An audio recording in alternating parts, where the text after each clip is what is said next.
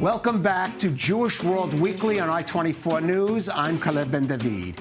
Each week we focus on stories, issues, and personalities of Jewish interest here in Israel and in the diaspora, the global Jewish community. And we start with our top 5 items in the Jewish world, presented by Nicole Tzedek. Nicole? Thanks, Caleb. Here are top 5 items in the Jewish world this week. Israeli-American philanthropist Miriam Adelson donates $100 million to the presidential campaign of Donald Trump, taking after her late husband Sheldon, a generous funder of Jewish causes and Republican politicians. Her donation now outpaces Elon Musk's $75 million contribution to the GOP candidate. Columbia University Associate Professor Shai Davidai is barred from its campus after he posted videos of his confrontations with administration officials over their handling of the pro-Palestinian, anti-Israel protests that have tarnished the Ivy League institution, with claims of having enabled an anti-Semitic atmosphere hostile to Jewish students. The U.S. Department of Transportation issues a $2 million fine to German carrier Lufthansa for an incident in 2022 when 128 Hasidic Jews were denied boarding while transferring at Frankfurt Airport on a flight from New York to Budapest. Lufthansa said some of the passengers had been, quote, unruly, but airline regulators said barring the entire party was an act of discrimination against Jews. Rock star Bruce Springsteen performs at a gala benefit in Los Angeles for Steven Spielberg's Shoah Foundation, which preserves Holocaust testimonials. The rock legend says he's often been mistaken as being Jewish, especially early in his career, when, according to the singer, venues where he performed billed him as Bruce Springsteen. Yehuda Bauer, one of the world's foremost historians of the Holocaust, dies at 98. The Prague-born Bauer, whose own family escaped the Nazis by immigrating to Israel in 1939, was an advisor to Yad Vashem and helped craft the International Holocaust Remembrance Alliance definition of anti-Semitism. May his memory be a blessing. Those are all of your top items in the Jewish world this week. Back to you, Kalev. On November 5th, the American public will decide whether Vice President Kamala Harris or former President Donald Trump will become the next president of the United States. And in no prior presidential campaign has so much importance been attached to the Jewish vote, despite it representing less than 2.5% of the total electorate. But in a race so close, every vote counts, especially in key swing states. And many analysts are pointing to the 400,000 Jews of Pennsylvania as a potential deciding factor. Of course, Israel and the Gaza war are key issues for Jewish voters. Here's comments made by the candidates on that just in the past few days. I speak publicly all the time about the fact that there are so many tragic stories coming from Gaza, and of course, the first in this phase of everything that has happened, the first most tragic story is October 7th.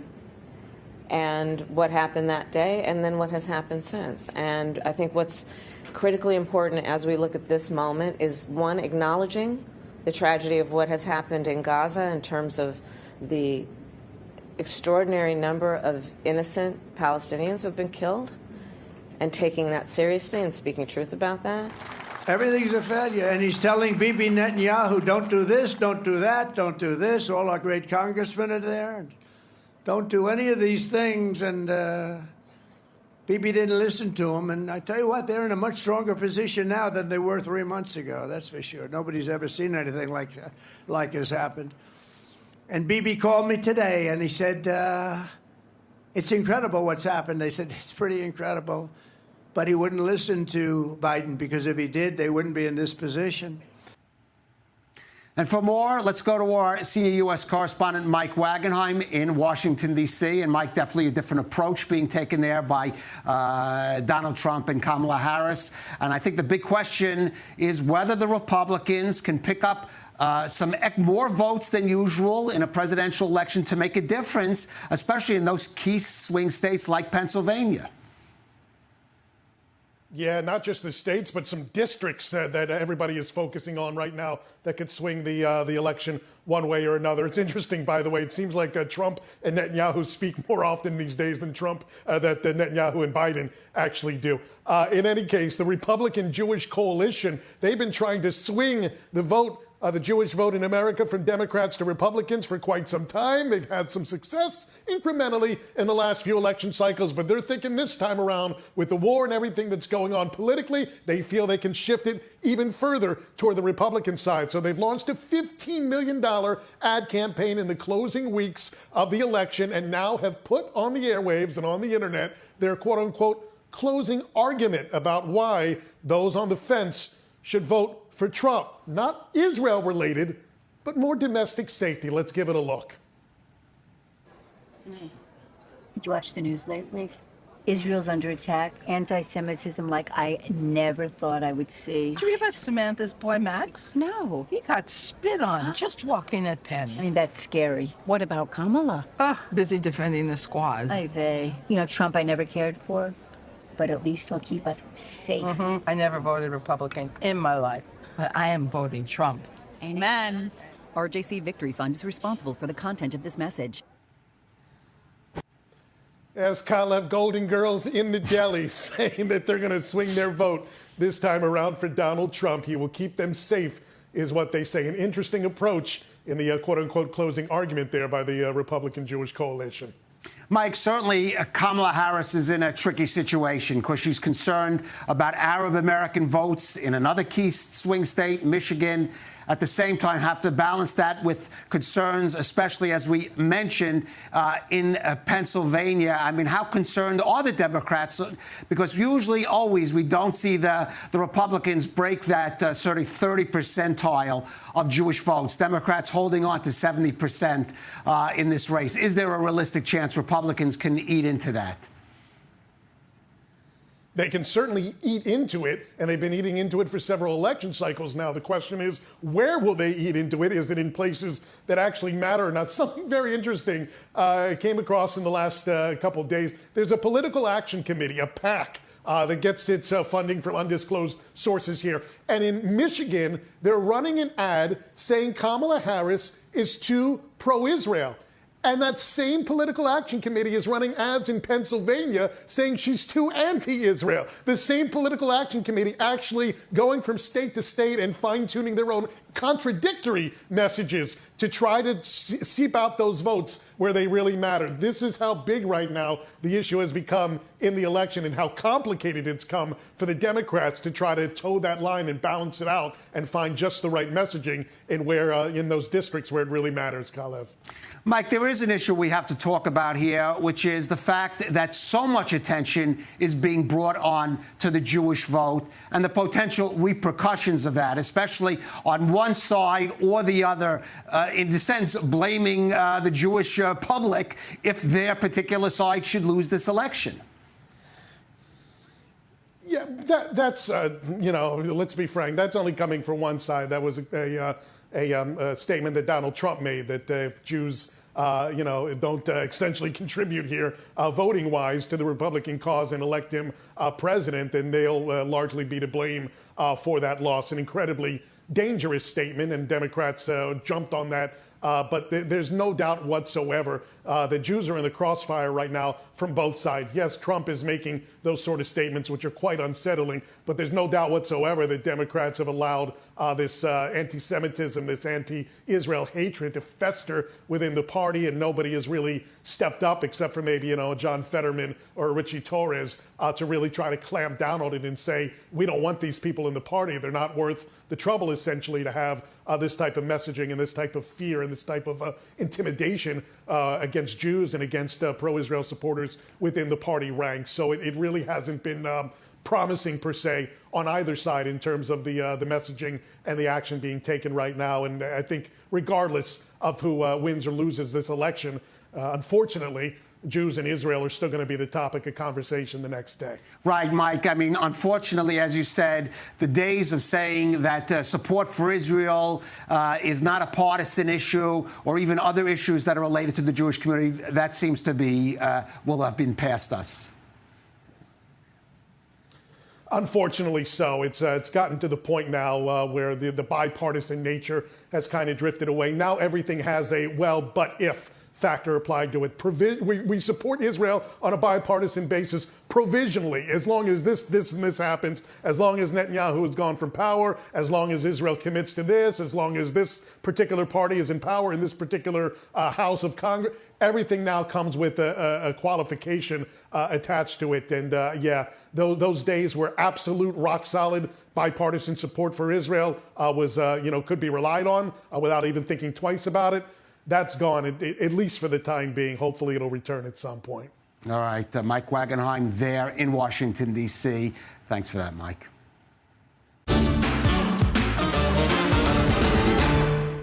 The new school year is underway in the U.S., and while pro-Palestinian, anti-Israel, and in some cases anti-Semitic protests, incidents, and rhetoric on college campuses have lessened in intensity from the prior academic semester, this very much remains an ongoing issue. Now, we, for example, earlier mentioned the ongoing situation at Columbia University, which last week banned Shai Davidai from campus. Other schools, such as Harvard, have reported a sharp drop in fundraising due to their handling of the problem, as well as a decline in enrollment. But there is one school whose handling of the situation has been entirely different, and that's New York's Yiv University, which bills itself as the world's flagship Jewish university. And joining us in studio is the president of Yiv University, Dr. Ari Berman. Dr. Berman, thank you for joining us. Thank you so much for having me, Clive. It's great to see you again. Right, and let's talk about how the situation has impacted Yiv University, because last time actually we had spoken, the school had actually reopened its enrollment last spring in reaction to what's happening on other campuses. So how has the situation developed? Well, we've seen an enormous growth in students' interest in coming to Yiv University. We have the largest amount of applications in our history. We have right now the largest amount of students on our campus in a generation.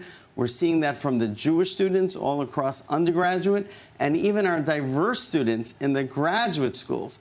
What we're seeing is that there's a thirst for academic excellence and values-based education. It's not just they want a safe school, they want a school that nourishes their identity, that believes in values, and that is what Yiv University stands for. And the other universities have shown an absence of values throughout this year. Right. We should mention Yiv University combines academic studies with also Jewish and religious studies together, kind of unique in that regard at the university. So that's in level. Our undergraduate we have. In our graduate schools, they're just excellent, amazing academic schools with great values. And we're seeing enormous interest in both areas for us. Right. Now, early in the program, we spoke about Pennsylvania. You had a special guest as a commemoration speaker at your graduation in the spring semester, Senator John Fetterman of Pennsylvania. I just want to listen to one dramatic moment in his speech at Yiv University.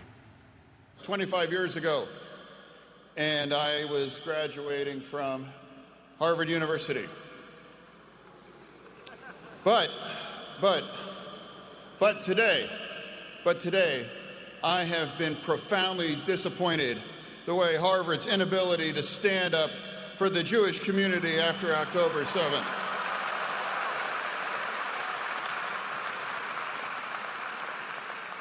And for me personally, I do not fundamentally believe that it's right for me to wear this today.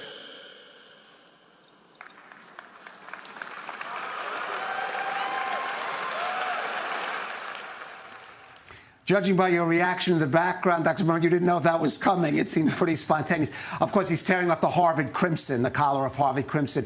Well, let's talk about that. But the bigger message here, what is happening at the other universities outside of YU and the implications of that? Absolutely. And that was a total surprise. We did not know that was going to happen. But it highlights the place of Yiv University vis-a-vis the other universities is that we have John Fetterman speaking at graduation, meaning part of our role as the academic embassy of the state of Israel in the United States is to support the allies of Israel. And John Fetterman and the Senate we have no greater friend than he. And he has told me that he will never stop supporting Israel. And it was very important for us to have him as our speaker at graduation. In all the other graduations, there were protests and encampments. We were the only graduation where we were dancing with the speaker. He came off the stage. The students were dancing with him. It was so much fun. But let's talk about the wider implications of what is happening at those other universities. Yeah. And the impact of that. No, it's very serious. It's not just about the students, it's also about the faculty. We've seen this for us as the faculty interest and coming to Yeshiva University. We have Jewish faculty members, other faculty members who want to align themselves with the university that actually speaks to their values. And that's part of our efforts right now that we're having in Yeshiva. Last year we had a computer science professor from MIT who left MIT in the fall, Mauricio Karchmer. He was one of the most popular MIT professors. And he came to Yeshiva University in the spring. He left because of their unchecked anti-Semitism, and he came to us because of our values. And that's the shift that we're seeing. Well, clear implications for the American Jewish community. What about beyond that? Even, for example, in Israel and relations, the future of U.S.-Israel relations. Look, that's very important, and I think it's actually a story that's not yet has risen as it should to the headlines, which is the threat against Israel in the academy. It's not just about the campuses. Over this past summer, the AAUP, which is the largest organization of professors in the United States, voted to allow divestment. And what they're signaling is the potential for academic boycotts against Israel. And whether it's officially or unofficially, Israel's advantage, its edge, is its innovation, is its science, is its tech, is its research. And it needs to be integrated within the university system across the world. That is truly a major threat against Israel. And that's what we stand as the academic embassy of Israel in the United States to ensure that there's always a pipeline and there's always a highway between Israel and the United States in research and great science. It's essential for the future of the state of Israel. Well, let's hope Yeshiva University won't be so exceptional in that regard, because that is a disturbing trend moving forward. Dr. Ari Berman of Yeshiva University, thank you so much for joining us. Thank you. It's really a pleasure to be with you again. Thank you. The Maccabi World Union is the world's largest Jewish sports organization with programs in over 70 countries. Right now, it's preparing for the next Maccabiya Games, the so-called Jewish Olympics, set to take place next July at the Union's home base of Kfar Maccabiya, just outside Tel Aviv. Tragically, many promising athletes and sports enthusiasts who would have taken part in that event were murdered on October 7th. Now they are being memorialized in a moving new exhibition at Kfar Maccabiya's World Jewish Sports Museum. Our correspondent Emily Francis went to take a look.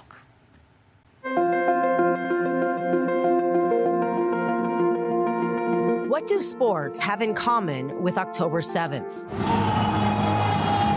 A lot. And many of the unsung heroes and victims of the massacre were athletes and fanatic sports fans who are being commemorated in a new exhibition called Unbroken at the World Jewish Sports Museum at Kfar Maccabiya.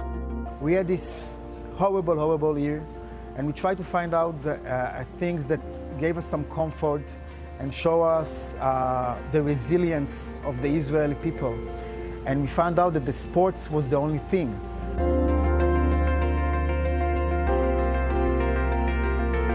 We said, okay, this is going to be an exhibition about hope, about the light that is still shining. It's a big honor that Omer is here. I think he deserves it because he was a very famous fan of Hapoel Tel Aviv and a very crazy one. Omer Hermish of Kfar Aza nearly staved off the terrorists and even posted it on Facebook in the early morning hours. He opened his window and then he saw 3 terrorists in front of him. They shoot him many times. He ran away, but his house, as you can see here, was destroyed. Omer's sister Shir and her young family survived because her husband put a big closet against their safe room door. They tried to get into the window, but we locked the window. What Omer didn't know how to do, we knew how to do, and the window was locked. Also adding to the momentum of Unbroken is this bicycle. Cyclist Aya Maidan was on her way to go on a morning ride with Lior Weitzman. Lior was murdered, but Aya survived with the help of 3 local Bedouin heroes. He got killed on his bicycles. You know, they shot him. We can see in the exhibition the bullets. He got a picture of himself, his last pictures, you know, on the cell phone, you know, with his bicycle, with his helmet on, everything. Other installations pay tribute to the likes of the entire Kutz family of Kfar Aza, who were all murdered on October 7th. Yonatan and Yiftach were promising basketball players at Hapoel Tel Aviv's youth program.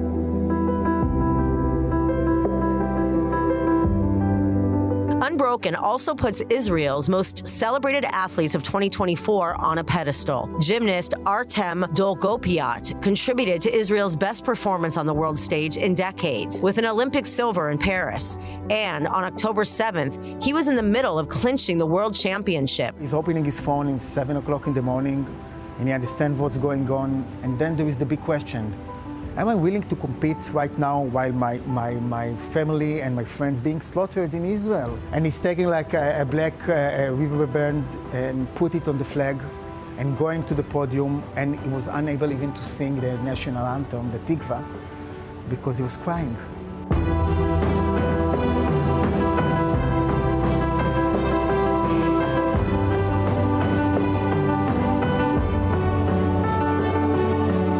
The exhibition also honors disabled Israeli athletes like Ben Binyamin, who lost his leg on October 7th and is now playing soccer on Israel's amputee team. It should be said that one of the most effective process of rehabilitation, the way to put them back to life, is through Paralympic sports. That help them focus, that give them a sense of achievement. Maccabi World Union CEO Amir Gisin and his team are preparing next summer's 2025 Maccabiah Games in Israel, the second largest sporting event in the world. 10,000 athletes from up to 80 countries will compete in 42 different sports, and as many as 500,000 tourists are expected. We really look at this event to be both an example of sports excellence, but it has a way deeper meaning, and that is the Maccabiah is the largest Jewish event that brings together Jews from the diaspora and Israelis, and all our efforts are going in that direction, to be the great unifier of the Jewish people. At Kfar Maccabiah, Emily Francis, I-24 News.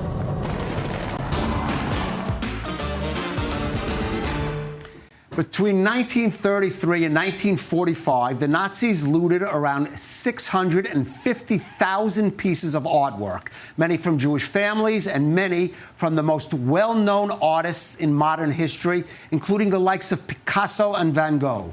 One of those paintings was Bord de Mer by Claude Monet, stolen from a Jewish family in Austria. And after spending almost a half-century trying to retrieve it, they have finally got their painting back. Joe Brown has that story. We're always searching everywhere. We never give up looking. It's the one thing about this work. You have to be very persistent. After a decades-long battle, a Monet painting that was seized by the Nazis in Austria in 1940 has been returned to descendants of its original owners. We could not believe it. We wouldn't have believed it. But more and more, as we in progress, we had to say, well, something may happen in the end. There may be a happy ending to the whole thing. And now we still, can't believe it, but it's happening. Following the Nazi annexation of Austria in 1938, Bella and Hilda Parlagi, a Jewish couple from Vienna, were forced to flee. 2 years later, the Nazis confiscated their property and everything inside it, including a 7 by 11-inch painting of Bord de Mer by legendary Impressionist painter Claude Monet. It's a pastel by Monet called Seaside in English. It was painted in the north of France, Normandy, and belonged to my grandfather, who kept it in his home. I'm not sure where exactly, but he had it in his home, and I'm sure he used to admire it regularly. And it was part of the whole contents which were taken when the Nazis arrived. Everything that the family had, from tables and chairs to books, they had a huge library of books, to quite a number of lovely pictures, was sold at the Dorotheum auction house in Vienna in 1941 and 1942. And amongst them was the picture, the Monet, that is going to be returned to the family. After the war, Bela Parlagi returned to Vienna to try and find the painting. Nobody knew where it was.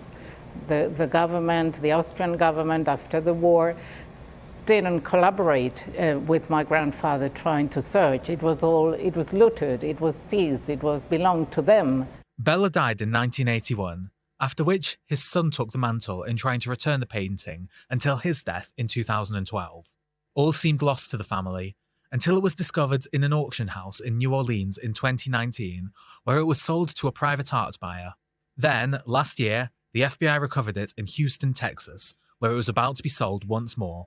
So we contacted the FBI, and they have been remarkable. And we gave them extensive dossier of information about the painting and the history of what had happened, and they investigated it all. The owners of the Monet painting did not know the origins of it, and once they were informed about the story of the Parlagis, they voluntarily gave it away, thus concluding an 80-year battle that spanned several generations. To have the feeling that grandfather's watching somehow, and that he would be so, so proud of this moment. And that's our program. Thank you for joining us this week on Jewish World Weekly.